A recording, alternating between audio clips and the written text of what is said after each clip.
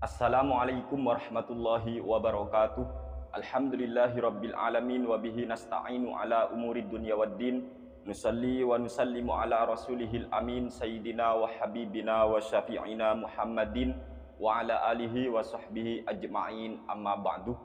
Ayuhal hadirun, ayuhal muslimun, ayuhal netizen, kami doakan semoga kita semua senantiasa dalam lindungan Allah Subhanahu wa taala dan selalu mendapat bimbingan Allah Subhanahu wa taala, diberikan pemahaman agama dengan benar oleh Allah Subhanahu wa taala. Amin ya rabbal alamin. Di kesempatan kali ini kami ingin meluruskan apa yang sudah dinyatakan oleh seorang Gus, yaitu Gus Muwafiq. Semoga Allah senantiasa menjaga beliau dan menjaga kita semua. Amin ya rabbal alamin. Dan sebelum kami menanggapi apa yang dinyatakan oleh Gus Muwafiq, perlu difahami terlebih dahulu kawan-kawan, bahwa ketika seorang YouTuber ahli sunnah wal jamaah atau YouTuber apapun ya, yang pada saat itu meluruskan pernyataan-pernyataan ataupun perbuatan yang memang jelas-jelas salah, kita harus legowo ya, kita harus menerima. Sebab apa? Sebab yang kita akan ikuti adalah sebuah kebenaran, bukan mengikuti seseorang. Dan kami berharap kepada para ustadz, para penceramah agar lebih berhati-hati lagi di dalam menyampaikan sebuah pernyataan di depan publik. Kasihan orang awam, khawatir orang awam itu akan mempercayai ataupun membenarkan pernyataan-pernyataan yang sangat ngawur, bahkan bisa menyesatkan umat Rasulullah Shallallahu Alaihi Wasallam.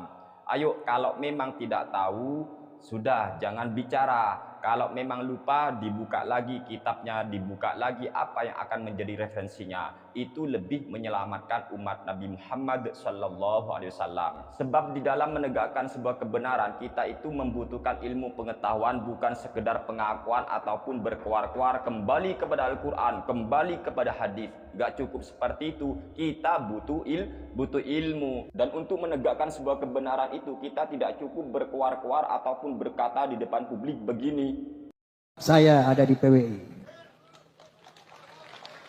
Karena PWI lah satu-satunya organisasi yang punya komitmen untuk menjaga akidah umat Islam. Karena PWI lah satu-satunya organisasi yang punya komitmen untuk menjaga akidah umat Islam. Ibunya Nabi Adam itu namanya adalah Siti Anisa, Ummu Adam. Ini nggak pasti loh, nggak pasti. Ini menurut pendapat saya. Tidak cukup saudaraku kita berteriak-teriak saya ada di PWI, karena PWI lah satu-satunya organisasi yang berkomitmen ataupun punya komitmen untuk menjaga akidah umat Islam. Tidak cukup berteriak seperti itu. Giliran ada orang yang dekat dengan dirinya, sempat podcast dengan dirinya, membuat sebuah pernyataan tentang masalah akidah ini, masalah keyakinan. Dalam Islam, Nabi Adam alaihissalam itu kan tidak punya ibu, tidak dilahirkan, apalagi sampai berani menyebut nama ibu Nabi Adam, katanya Sayyidah An-Nisa. Ini sangat menyesatkan umat baginda Nabi Muhammad Sallallahu Alaihi Wasallam. Dan tentunya orang yang berteriak saya masuk di PWI karena PWI lah satu-satunya organisasi yang punya komitmen di dalam menjaga akidah umat Islam, seharusnya orang itu juga lantang menyuarakan kebenaran dan harus tegas menyatakan bahwa Nur Ihya itu sangat membahayakan umat di dalam masalah tersebut. Nah, sekarang mari kita dengarkan ceramah yang disampaikan oleh Gus Muwafiq ini. Ini sangat membahayakan umat baginda Nabi Muhammad Sallallahu Alaihi Wasallam seluruh dunia. Kalau nggak percaya ataupun kalian-kalian yang nanti mau membela, monggo kita itu adu data. Kita itu berargumen menggunakan sebuah data referensi dari para ulama. Sebab kalau hanya sekedar berbicara tanpa referensi, siapapun bisa. Ayo kita dengarkan terlebih dahulu dan kami akan membantah atau menanggapi ini karena kasihan kepada orang awam. Berikut ini videonya. Sholat lu kentut aja gak apa-apa kok. Sholat lu kentut aja gak apa-apa kok. Kalau madhabnya Maliki. Tapi jangan kelekean karena Imam Malik mengatakan kentut tidak membatalkan wudhu. Tapi yang malah batalkan wudhu. Sangat jelas sekali Gus Muwafiq mengatakan bahwa di dalam mazhab Imam Malik atau mazhab Maliki, kentut itu tidak membatalkan wudhu. Tetapi kalau bersendawa, contohnya ya, itu membatalkan wudhu. Jadi dalam mazhab Imam Malik, kentut katanya tidak membatalkan wudhu, sehingga sah-sah saja ketika kentut ikut mazhab Imam Malik, sholatnya sah. Tetapi kalau bersendawa atau apalah katanya Jawanya itu baru membatalkan. Ini ya Allah, ini menggunakan kitab apa ya kira-kira? Kami belum menemukan kitabnya. Nanti kami akan bacakan referensi kami ya. Kalau memang ada yang menemukan bahwa di dalam mazhab Imam Malik kentut itu tidak membatalkan wudhu, silakan, kami akan ikuti fatwa itu. Tetapi kalau tidak, ya kita harus legowo, menyalahkan atau mengoreksi dan meluruskan pernyataan Gus Muwafiq ini. Sebab kalau andai kata 1000 orang, 2000 orang, 3000 orang yang mendengar ceramah daripada Gus Muwafiq ini kemudian mempercayai apa yang dinyatakan oleh Gus Muwafiq, tentu sholat orang tersebut tidak sah, batal menurut ijma ulama. Sebab sepengetahuan kami pribadi, kentut itu membatalkan wudhu dalam 4 mazhab. Ini sudah sepakat, mujma' alaih, sudah terjadi ijma, konsensus ulama 4 mazhab, baik mazhab Imam Abu Hanifah, Imam Malik bin Anas maupun Imam Asy-Syafi'i dan Imam Ahmad bin Hambal. Tidak ada ulama yang mengatakan kentut itu tidak membatalkan wudhu. Gak ono sing dauh gitu para ulama, gak ada. Dalam masalah ini kami akan berpijak kepada kitab Sahih Bukhari dan kitab-kitab yang lain, kitab fikih lintas 4 mazhab. Saksikan sampai selesai biar tidak gagal paham. Dalam kitab Sahihul Bukhari, juz pertama, halaman 39, nomor hadis 135, haddatsana Ishaq bin Ibrahim al-Hanzali, qala akhbarana Abdur Razzaqi, qala akhbarana Ma'marun an Hammam bin Munabbihin annahu sami'a Abu Hurairah radhiyallahu ta'ala anhu yaqulu qala Rasulullah sallallahu alaihi wasallam la tuqbalu salatu man ahdatha hatta yatawadda'a. Qala rajulun min Hadramaut mal hadatsu ya Abu Hurairah qala fusaun aw duratun. Menceritakan kepada kami Ishaq bin Ibrahim al-Hanzali, beliau berkata mengabarkan kepada kami Abdur Razzaq, beliau berkata mengabarkan kepada kami Ma'mar dari Hammam bin Munabbih bahwasanya beliau mendengar sahabat Abu Hurairah radhiyallahu taala anhu berkata, Rasulullah Shallallahu Alaihi Wasallam bersabda, solatnya orang yang punya hadas itu tidak diterima sehingga dia berwudu.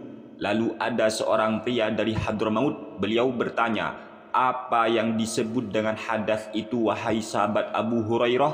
Maka sahabat Abu Hurairah menjawab, fusaun au duratun. Kalau fusa itu kentut yang tanpa bunyi, namun kalau duratun itu kentut yang berbunyi atau nyaring. Dari hadis yang telah diriwayatkan oleh Imam Al-Bukhari ini sangat jelas sekali bahwasanya kentut itu membatalkan wudhu. Kemudian bagaimana tanggapan ulama ahli fikih lintas 4 mazhab?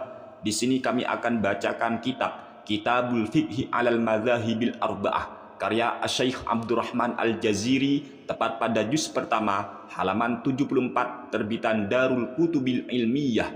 Wa ammal ladzi yakhruju minad duburi fahuwal ghaitu warrihu wa qad bayyana fi awwali mabahitsi taharati hikmata naqdil wudu'i birrihi farji' ilaiha in syi'ta wa kullu hadhil asya'i mujma'un ala naqdil wudu'i biha. Sesuatu yang keluar dari dubur yaitu al-ghaitu warrihu, yaitu berak, dan arrihu kentut. Wa qad bayyana fi awwali mabahitsi taharati hikmata naqdil wudu'i birrihi, dan sudah kami terangkan, sudah kami jelaskan di awal pembahasan masalah taharah tentang hikmah wudu itu batal disebabkan kentut.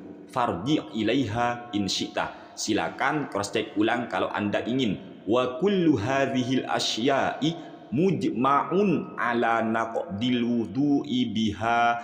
Semua ini sudah disepakati oleh lintas 4 mazhab bahwa wudu itu batal ketika orang keluar kentut, batal wudunya. Ini sudah mujma', sudah konsensus kesepakatan ulama. baik mazhab Imam Abu Hanifah, Imam Malik, Imam Asy-Syafi'i maupun Imam Ahmad bin Hambal, tidak ada yang menyatakan kentut tidak membatalkan wudhu. Enggak ono, tidak seperti penjelasan yang sudah disampaikan oleh Gus Muwafiq. Katanya Imam Malik atau dalam mazhab Maliki, kentut itu tidak membatalkan wudhu. Itu tidak bisa dibenarkan dan sangat membahayakan kaum muslimin. Dan apabila pernyataan Gus Muwafiq ini sampai diikuti oleh sebagian orang, maka ini sangat menyesatkan dan membahayakan bagi kaum muslimin, khususnya orang-orang awam. Sehingga ini penting untuk kita sampaikan kebenarannya. Oleh sebab itu kami mohon kepada para penceramah, kepada para ustadz, kalau memang tidak tahu tentang sesuatu, sudah jangan pernah membahas sesuatu yang tidak diketahui. Kasihan orang awam, apalagi ini tentang masalah sholat, tentang masalah wudhu. Wow, bayangkan andai kata 2000 orang, 1 juta orang yang menonton seumpama ceramah Gus Muwafiq, kemudian mereka menganggap apa yang dinyatakan oleh Gus Muwafiq ini merupakan sebuah kebenaran. Di saat mereka sholat lalu mereka kentut, ternyata mereka lanjutkan sholatnya dengan berlandaskan pernyataan Gus Muwafiq bahwa dalam mazhab Imam Malik kentut tidak membatalkan wudhu, sehingga mereka tetap sholat. Lah, ini sangat berbahaya dan jelas-jelas menyesatkan umat baginda Nabi besar Muhammad sallallahu alaihi wasallam. Ayo, kalau kita tidak tahu, jangan sok tahu. Belajar, belajar, belajar dan terus belajar. Jangan pernah bosan belajar, karena semesta tidak pernah bosan untuk mengajar. Wallahu a'lam. Ini sekedar watawasau bil haqqi watawasau bis sabri wa qul ja'al haqqu wa zahaqal batil innal batila kana zahuqa qulil haqqa walau kana murra. Wassalamu alaikum warahmatullahi wabarakatuh.